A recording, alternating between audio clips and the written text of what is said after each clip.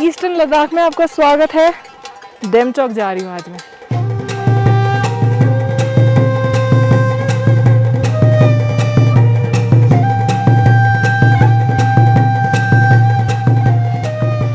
अब देखो, लद्दाख की इस अनसुनी अनछुई टेरिटरी को एक्सप्लोर करने के लिए घर से बाहर तो निकलना पड़ेगा ना। तो निकल ली मैं फिर से बस्ता बांध फ्लाइट पकड़ लद्दाख की ओर। वाओ! जहाँ 2 दिन के बड़े एक्लेमेटाइजेशन के बाद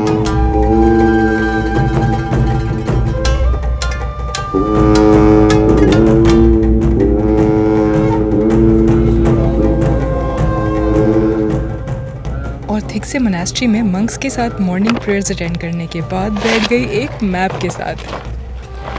तो पहले समझ लेते हैं कि डेमचोक लद्दाख में आखिर कहाँ सिचुएटेड है, कौन से पॉइंट तक हमें ट्रैवल करना पड़ेगा लेह से। तो अब मैं आपको साथ में ये भी बता देती हूँ कि मैं इस ट्रिप के लिए लेह सिटी में कहाँ स्टे कर रही हूँ।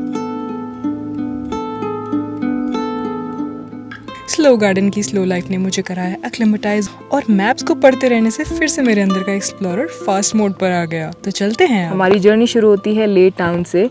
हम आगे बढ़ते बढ़ते पहुँच जाएंगे खरू। खरू पहुंचने से पहले रास्ते में आप विजिट कर सकते हो शे पैलेस, रैंचो स्कूल, थिक से मोनास्ट्री और फिर हेमिस मोनास्ट्री भी विजिट कर सकते हो। The Leh that tourists generally explore is such a limited site to Ladakh. फिर हम धीरे धीरे पहुंचेंगे उपशी की तरफ।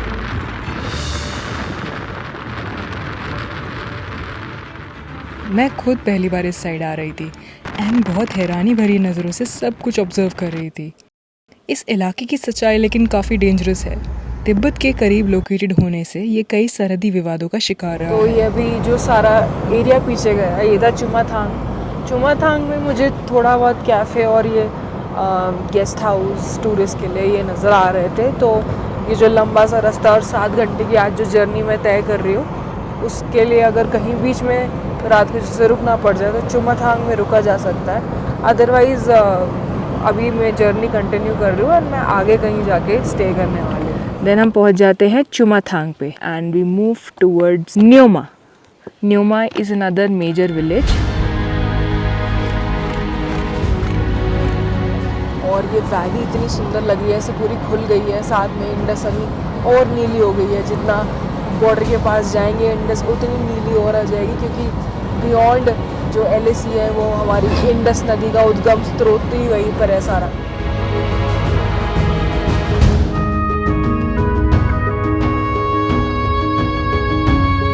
अभी हम लोग न्योमा पहुंच गए हैं और यहाँ पे चाय पीने के लिए रुकी थी मैं। सोचा मेरे जो स्टिकर्स हैं वो यहाँ पे निशानी छोड़ के जाओ, इनकी चिपका देते हैं। मेरे लेह से न्योमा तक की जर्नी में बीच में सिग्नल आ रहे थे, बीच में नहीं आ रहे थे। अभी न्योमा में सिग्नल आ रहे हैं और बताया जा रहा है कि न्योमा के बाद सिग्नल नहीं मिलेंगे until the line of action control, until I reach the border. So अभी मेरा 1.5 डे विदाउट सिग्नल जाने वाला है। तो ये जर्नी अब वापस से रिज्यूम करती हूँ। तो न्योमा पे जो पेट्रोल पंप आता है वो लास्ट पेट्रोल पंप है। तो अपनी गाड़ियाँ रिफिल करानी है तो यहीं से करानी पड़ेगी और थोड़ा सा बस आगे तक सिग्नल आएगा, फिर अलग ही प्लैनेट की जर्नी शुरू हो जाएगी until de facto border arrives। देखिए ब्लैक नेक क्रेन पानी के पास। तो कोशिश कर रही हूँ कि थोड़ा कैप्चर कर पाऊँ उसे, चाहे ड्रोन में चाहे फ़ोन में जैसे भी। तो गाड़ी यहाँ पे ऐसे मट्टी पे चढ़ा दी है। Let's see. लद्दाख की स्टेट बर्ड का समर होम तिब्बत है और विंटर्स में ये आ जाती है पड़ोसी देश भूटान और भारत के लद्दाख के इन्हीं प्लेन इलाकों में और साथ ही साथ अरुणाचल में भी। बहुत ही सही व्यू आया ब्लैक नेक क्रेन का। 6 क्रेन्स दिखी मुझे। पूरा वैली देखो कितना प्यारा लग रहा है। आगे ये और वैली खुल जाएगा और कोई सेटलमेंट नज़र नहीं आएगी except for a few villages that I am going to end जहाँ पे मैं आज स्टे करने वाली हूँ। जो वाहन ध्यान से चलाते हैं वो ही मंजिल को पाते हैं। तो आज हम अपनी मंजिल की तरफ ही जा रहे हैं जो कि है डेमचोक। फाइनली मंजिल को जाती है ये सड़क ये सड़क है प्रोजेक्ट हिमांग के अंडर, जो बनाया है बॉर्डर रोड्स ऑर्गेनाइजेशन यानी कि BRO ने। तो यही सुंदर सी बहुत ही अच्छी रोड जो बनी हुई है यहाँ पे, जो कोई इमेजिन भी नहीं कर सकता कि भाई बॉर्डर तक ऐसी मक्खन रोड इतने वीरान इलाके में जहाँ पे कोई सेटलमेंट नहीं है, कोई ऐसी कुछ आपको मिलेगा नहीं, वहाँ पे ये सही सी रोड है और प्यारी सी वैली है और वाइल्ड लाइफ भी है जो हमने ऑलरेडी पीछे देख ली है। बाकी आगे चलते हैं, थोड़े गाँव आने वाले हैं आगे। Slowly we take this route Indus के साइड में चल के and we reach almost closer to LAC। वैसे ये लाइन हमारे इतिहास में बहुत फेमस है। अब लेकिन ज़मीन तो ज़मीन है ना, वेस्ट से कैसे ऐसे पूरे इस्तेमाल में लाना चाहिए, ये चाइना ने पूरी दुनिया को 1962 के अराउंड ही समझा दिया था। इसके बारे में और आगे चलकर बताऊंगी।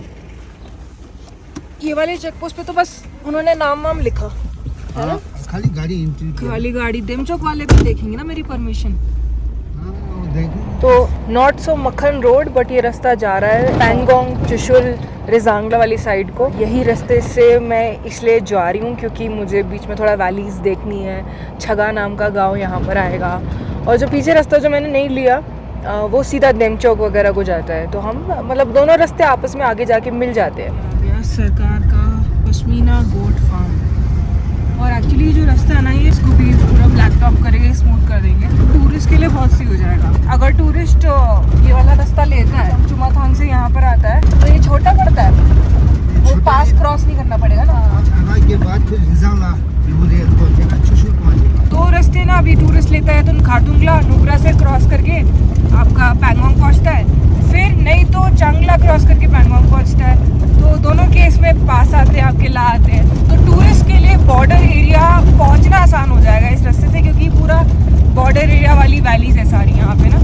वहाँ से बसवन का स्लिक रोड है, सैंड ड्यून्स भी है उधर, सैंड ड्यून आगे है।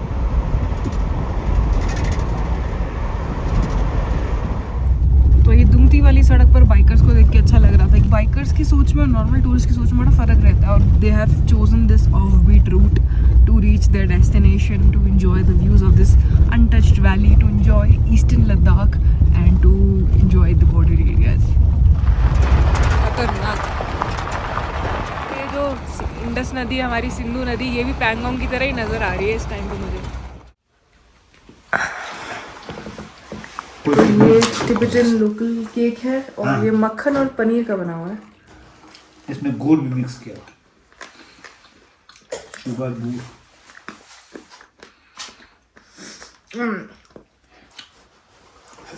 कुछ नया नया है ना टेस्ट। हाँ। पहली बार खा रहे हो। ताशीदिले। ताशीदिले। पहले तो मैं बताती हूँ मैंने ताशीदिले क्यों बोला, क्योंकि जब मैं दुमती के गांव पहुंची तो मुझे पता चला कि यहाँ पे टिबेटन्स रहते हैं, ईस्टर्न लद्दाख साइड में देखने को मिल रही है। उनसे थोड़ा उनकी लाइफ के बारे में जानने की कोशिश करती हूँ। मेरा नाम कलतांग सिरिंग है, मेरा तिब्बत में ही हुआ था, ताशीगंग गाँव में। ताशीगंग गाँव कहाँ पड़ता है तिब्बत? ये पड़ता है देमचौक से थोड़ा दूर, अक्साई चिन जिसे बोलते हैं हम, उसमें पड़ता है। हाँ अभी। अच्छा, आपका जन्म कौन से साल में हुआ था? मैं 1955 में हुआ था। 65 और 62 की लड़ाई देखी। हाँ, उस वक्त तो मैं यहाँ आ चुका था। 59 में यहाँ माता पिता ने यहाँ आ चुका हुआ था। क्यों आए थे आप लोग इधर? हम लोग यहाँ चाइनीज, वहाँ रिवोल्ट हो गया था, रिफ्यूजी बन गया था ना, रिफ्यूजी बन गए थे। जी हम वहाँ से चाइनीज बढ़ गया तो जैसे सारे टिबेटन्स इंडिया में आए उस टाइम दलाई लामा जी के साथ। हाँ, उसी के समय में आ गया। याक वगैरह में सवर के आया था, बांधा की तरह चढ़ा के मैं 5-6 साल का ही था। कोरजोक साइड में गया, वहाँ से डायरेक्ट, उसके बाद धीरे धीरे फिर यहाँ आया। 1965 तक आप थोड़े बड़े हो गए होंगे, तब हमारी लड़ाई भी हुई थी चाइना से। हाँ, वार तो इस आसपास में हुआ था, उस वक्त हम कोरजोक साइड में था। तब आर्मी आ गई होगी, उन्होंने बोला होगा कि वहाँ जाके बैठ। जी हाँ, लद्दाख से कोर वगैरह था ना। उसके बाद से लेके अब तक, आज तक इस एरिया में बहुत बदलाव आया है। जी शायद अच्छा बदलाव आया है कि बुरा है, वो आप ही बताओगे। सब कुछ सुविधा दिया, सब कुछ राशन दिया, सब कुछ मदद किया, अच्छा है। हाँ। नहीं तो पहले तो क्या था, कुछ भी नहीं था। आजकल जो शांति का जो है। तो आप वापस गए कभी अक्साई चिन अपने ताशीगंग? जी नहीं। सरिंग जी ने बोला कि वो तिब्बत से आए हैं। पॉलिटिकली 59 के समय, जिसे हम अक्साई चिन आज बोलते हैं, LAC के बियॉन्ड जो है, वो उस टाइम भारत का एक इम्पोर्टेंट अंग ही था। मतलब आज भी इम्पोर्टेंट अंग है, बट कंट्रोल उसका चाइनीज के अंडर है। क्या हमारा नहीं है अब ये इलाका? अराउंड 1846 में महाराजा गुलाब सिंह ने जब लद्दाख को फतेह कर लिया था तो उन्होंने आसपास के चाइनीज एम्परर्स को बुलाया और बोला चलो आके सलाह मशवरा कर लेते हैं कौन सा हिस्सा किसका है, बॉर्डर कहाँ से गुजरता है, ताकि आगे जाके कोई मसला ना पड़े। चाइना भी लाइक सानू की। फिर 1865 में ब्रिटिशर्स के अंडर जॉनसन जी ने अक्साई चीन के इस हिस्से को हमारे मैप में ऑफिशियली दिखा ही दिया। इस टाइम ब्रिटिश एम्पायर ने चाइना से इस बारे में कोई मीटिंग नहीं करी थी। और एनीवे उस टाइम चाइना का एक्सपेंशन आसपास के जिंगजियांग और तिब्बत के इलाके तक हुआ भी नहीं था पूरी तरह से। अब जब इन दो लोकेशंस पर चाइना ने प्रॉपरली अपना कंट्रोल बढ़ाया तो इन्हें कनेक्ट करने के लिए एक हाईवे निकाला गया और ये हाईवे 1952 के टाइम तक बन चुका था। तब तक इंडिया एक इंडिपेंडेंट नेशन बन चुका था। Later our government was like सानोवी की। उस हाईवे का 112 किलोमीटर इंडियन टेरिटरी में से गुजर रहा था, जिसके बारे में हमें पता लगा 1958 में उन्हीं के ऑफिशियल मैप्स के थ्रू। और ये वन ऑफ द रीजंस बना 1962 के इंडो-सीनो वॉर के लिए। And eventually we lost Aksai Chin to Chinese army. Eastern Ladakh घूमते घूमते ना आपको देश की ऐसी सच्चाइयाँ पता चलेंगी। लोकल्स तो बताते हैं ना कि भाई जो पहाड़ियाँ में पहले सारी थी वो सब हमारे अंडर थी। अभी ये जो पहाड़ियों के पीछे काली पहाड़ियाँ दिख रही हैं अब वो चाइना के अंडर है। 88 के बाद यहाँ पे तुम चले में तो चाइनीज का पूरा कैंप लगा दिया। अभी यहाँ कोई जाने का चांस ही नहीं है। डेमचोक जाने से पहले एक बहुत ही आइकॉनिक जगह पे जाना बनता है। आपको दर्शन कराती हूँ। ये है छोटा कैलाश। मैंने भी कभी सोचा नहीं था कि ईस्टर्न लद्दाख में आके मुझे यहाँ पे दर्शन हो जाएंगे। इसकी परिक्रमा करी जा सकती है गाड़ी में। वहाँ पे देखो रोड बनी हुई है उसके आसपास, तो हम यहाँ से जाएंगे साइड में जब डेमचोक की तरफ, तो हमें साइड से दर्शन होते हुए जाएंगे क्योंकि अभी आर्मी ने परिक्रमा के लिए खोला नहीं है उसे।